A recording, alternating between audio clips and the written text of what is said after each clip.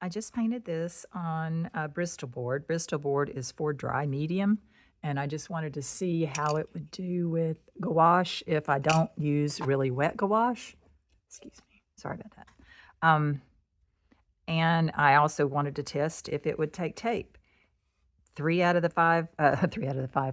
4 sides did well. This side ripped pretty bad. So I have no idea why. But it's not really made for tape. But this, I really like the smoothness. I'm looking for something cheaper than Arch's hot press that will take it. I took inexpensive watercolor paper that I got at Five Below, and I painted it with a acrylic chalk paint yesterday. So I'm going to experiment with this because when I'm out in Italy painting, this took about an hour to get that kind of detail, and I kept going over and over. And I'm not going to spend that much time out there on one plate, on one painting. I'd want to do multiple paintings. So I'm going to try and experiment a little bit on this surface, and I'm just using this as my inspiration. I'm looking at it. I guess I'll lay it right there. And I'm just going to do a quick pen drawing and see how that turns out. So, and do a little wash with the gouache over it. That, or I might even try watercolor, but I'm not really expecting watercolor to do well. I didn't like the composition, that this is an up-close tree, and there's a shrub over here, and there's a path that goes this way. So not really sure if I want to indicate that much, but I definitely want to get these tall cypress trees and kind of get the feel of the distance by them disappearing. And I'm going to change the angle of the path just a bit. There's one way back here, and then they get a little fairly bit taller than as you get closer. I mean, they vary in height, so. And then these cool trees have a random top, and they go off the page because they're in front of the background. And I want to indicate where the mountain edge is, but I drew it after the trees because it's behind. And so we'll see how this goes, laying in just a little bit more detail. So kind of lost where my shapes are. Okay, this is going to be a watercolor wash. I mean a gouache wash. Very light, and I'm using the paints that I just had out. Let's see. I don't know. I used a old brush that I don't mind. No, that's my. I guess this was it that I did most of the paint with because I didn't mind scrubbing. So I'm just gonna reuse some of this and see how this does. It's a total experiment. If it works out, you'll get to see it. If it doesn't, I'll just tell you about it.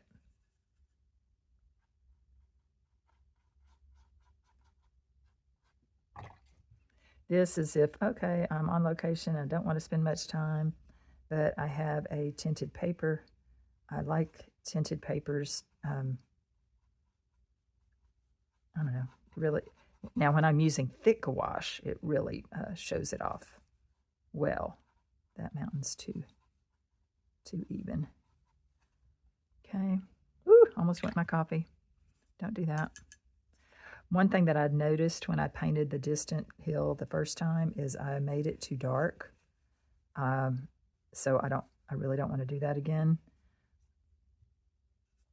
And I had to come back with oh, that's too light, a wash of pale blue to try to lighten it up so it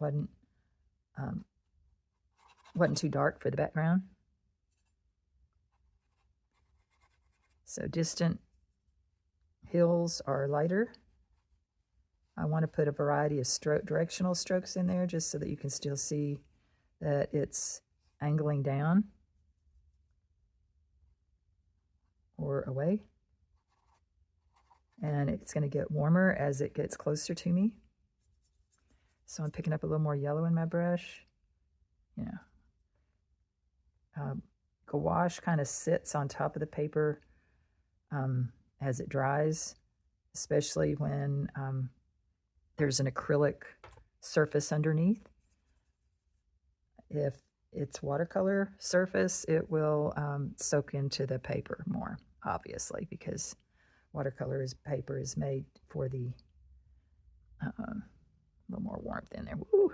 Way more than I meant to. Well, and you can just scumble it in. Is like nice thing about gouache. Actually, I should have done that up here. Is light over dark, dark over light. I know where my trees are going to be. So if I don't want to paint around it, I don't. Here's the road. I had a hard time the first time getting the road light enough. So I'll just put it in here and hope that that will do. There's some light golden area. It's very similar to the road back coming through here where the path is. One thing I totally missed on the first one is, well, until the very end, is putting this smooth grass area in here. So I'm going to go ahead and lay that in so I don't forget it. And while I've got some green on my brush, I'm going to, that's pretty dark. I don't want it quite that dark, or quite that green right there. A lot of ground. So if it's ground, I'm going to put in some dirt first. And add a little dirt to the road.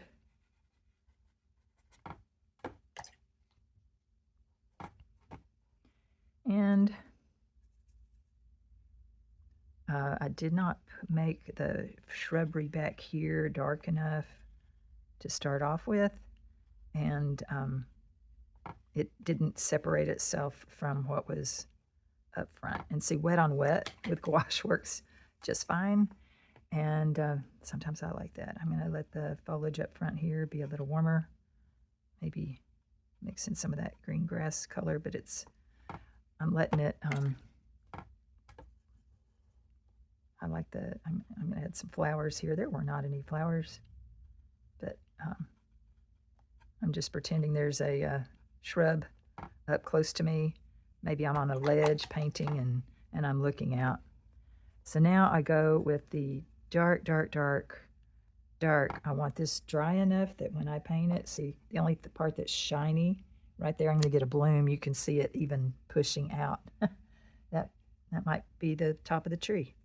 That's okay. If you have too much water on your brush, just dab it on a paper towel or something. I'm going to start at the very top up here and doing strokes similar to the tree shape. I'm just dragging my hand kind of down so that as that tree gets toward the bottom, it's straight. There's a smaller one over here, a little further back. I can always lighten it, make it darker, whatever. Okay, again, I'm going to absorb some of this moisture off my brush, just barely touch it, and it just soaks into the cloth.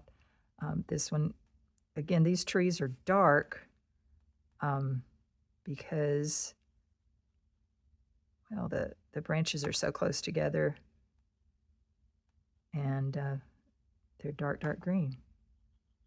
Okay, obviously you can see I'm running out of paint as far as the dark tones, so I'm just going to just drag my brush just to show me where the trees are. These two overlap. I think I'm gonna let this one stand more by itself on this painting, and I'll add another tree in here. Maybe one way further back here. Okay, I'm gonna go pick up more paint. it's still fairly watery, but and it will dry lighter. But sometimes, especially with this waterier brush or more watery technique, see how light that's getting? The more water, the less opaque, the less dark. So there's some foliage up here that's up close. I'm just going to scumble that in, and that's when I don't want a really nice brush. I like the looseness I'm getting with the wet on wet. And I might wish to do that a little bit more back here. This tree goes above I made my mountain taller on this one, so my tree won't go above the mountain edge, but that's okay. I'm just scumbling some green in there to indicate tree foliage. I'm going to be doing that along the path, just to go beyond the road a bit. But I'm already getting a feel of the location without agonizing over all the detail. And this might be how I want to sketch, but I want to try a variety of ways and give my students some options. I'm filming this in preparation of teaching a gouache workshop, and 2 of the students in the gouache workshop are going with me and Michelle Held and some others to Italy, and I've never been. They have been, I have not, so I'm the real novice. So I picked up some lighter blue just to add a little dimension. That's probably a little too much, but blue sky, I want to pull it down into the ground at some point. I want to vary the ground over here before I do the tree, because it's so much easier to paint the background before you put the foreground in. Okay, I'm feeling all right with that. I have a nice feel for it. I might want a little more definition on that bit of the road. Kind of like how that bloom took off. Can't really control them all that much, but this is in front of that tree, and actually should be doing it this way with let the darker run down while it's wet. I'm going to put some lighter up top. So right now I'm painting more like watercolor. This is thin again over a acrylic. I want to make sure this is thick enough not to show the tree. So if I want something more opaque, sometimes I have to come back over with a little more water. A little more white in my brush. And it's probably going to be too white, but I'm going to leave it alone. I'm going to get this big chunk. Don't need that. I'm going to leave it alone, let it dry, and then I'll come back and touch it up if I need to. I'm going to do that same thing down here. It's cool, but I think with gouache, it doesn't have to be totally dry to keep it from running, because it's thicker than watercolor. All right, so I'm going to, the trees are I did it again, somewhat in a arch shape. Kind of lost that over here. Make that back. Okay, so add some lighter colors toward the top. Somewhere down, like a clump of branches, or a little closer. That white is really bothering me. Okay, while it's wet, you can come back and hit it with another color so that I really want it more yellow at the top. It mixes with the white, and you can paint over. I'm making that tree bigger. It's going to be closer. We'll make the trunk bigger. But once you have the white down, it lets you paint. You can paint on top, but anything you paint on top of the white, especially if you dab it like I'm dabbing right now, it's going to pull the white into that paint and make it much lighter. All right, well, I kind of overworked that. Okay, I got to remind myself I'm working fast, lay it in, walk away. Okay, I'm going to come back over here. These are not solid enough, so I'm going to dab some dark in there while I have it on my brush. I'm going to get a thin, I really like this. This is a Calia liner, 1200. I got it through the Multimedia Artboard Company. I'm not sure who else carries this brand, but I like the fact that it doesn't hold too much water because it's thin and long, and I can control the lines better. So this tree is more up close, so I'm going to make the trunk a lot bigger than I originally thought I would. And you want to kind of just I usually hold it way out and let it just kind of bounce along a wider brush would have helped with get the trunk down faster, but that's okay.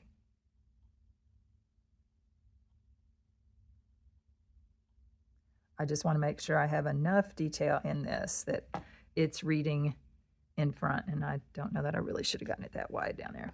That's all right. It's just a picture, just a piece of paper.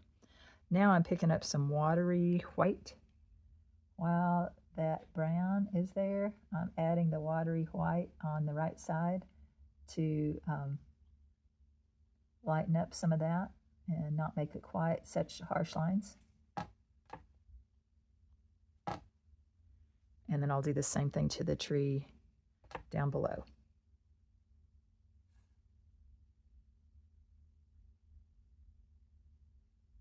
Got to make sure my paint goes at least off my board. Sorry.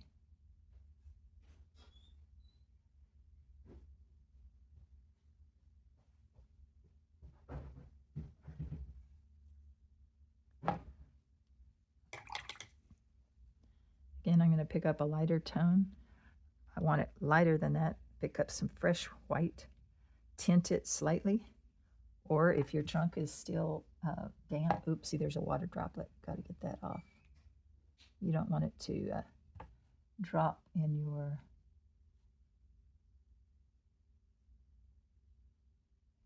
on your painting. So I'm going to add a couple of branches that are caught a little bit more in the light. If I want to scumble a little bit of light on top, this is not a real thick white, and it's going to kind of melt into your painting. Ooh, that's a little thicker. See? Too much. Add a little water.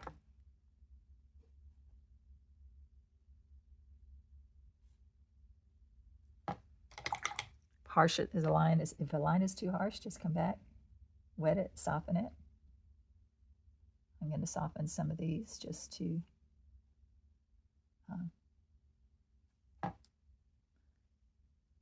help that out. Now, see, this is kind of all run together, but I'm looking at it and going, have I captured enough of the scene to tell the story? Yeah, probably. Do I need to add trunks of the trees in the distance? Probably not, but I'm going to. But I'm going to try to lighten them a little bit so they're not, well, I want it to show up, so. All right, oh, now I can make these trees have trunks, give them a little shape. Oh. I don't like how that's even fatter at the bottom. I'm going to widen that.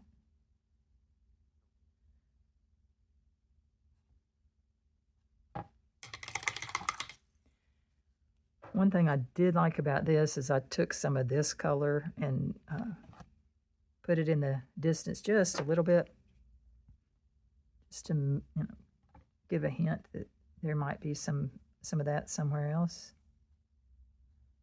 Kind of add unity to the piece. Now in this one, there's a person right down there that you can see, and I didn't even notice it in the photograph until I zoomed in on the photograph.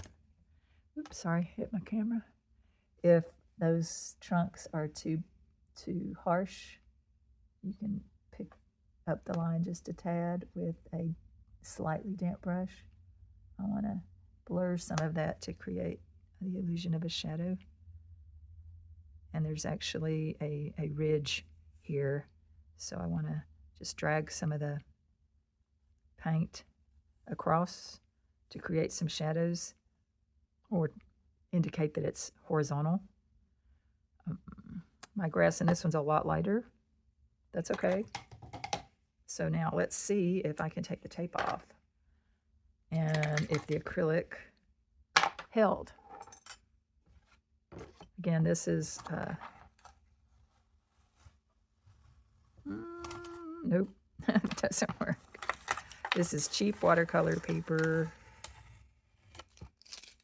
and I painted it with a chalk paint because a chalk paint is flat, doesn't give you a sheen. So it works with the gouache, but not with tape. So I'm going to go get the paint and at least paint this edge. But I do like painting on toned paper. It just gives it a different feel. It is not going to give it as vibrant color as if it's painted on white, because it's going to take, especially if I paint thin. If you paint thick, you can cover it up. But I just wanted to do, okay, if I did this scene quickly, what could I do in that time frame?